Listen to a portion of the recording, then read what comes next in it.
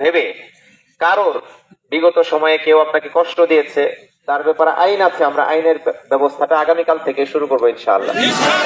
আমাদের একজন ভাই গুরুতর আহত হয়ে ময়মনসিংহ পাঠানো হয়েছে আজকে, পাশাপাশি আরো বেশ কিছু ভাই আহত হয়েছেন এই গতকাল থেকে আজকের মধ্যে। এমনকি আমাদের এই টোটাল নির্বাচন চলাকালে বেশ কিছু ভাই আহত হয়েছেন, আমি নিজেও হামলা শিকার হয়েছি। সবকিছু মিলিয়ে আমরা আইনানুগ ব্যবস্থায় আগাবো ইনশাআল্লাহ।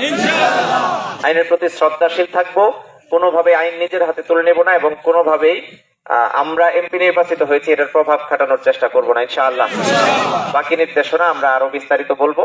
আল্লাহ রাব্বুল আলামিন আমাদের এই বিজয়কে চোখের পানির মাধ্যমে সেলিব্রেট করার তৌফিক দান করুন, এই আশাবাদ ব্যক্ত করে আবারও এত দীর্ঘ সময় ধরে আপনারা বলা যায় যে আজকে প্রায় 7 দিন ধরে টানা রাত নাই দিন নাই আপনারা পরিশ্রম করছেন, এবং বিশেষ করে লাস্ট 3 দিন আপনারা একেবারেই টানা পরিশ্রম করেছেন আজ এত রাত পর্যন্ত।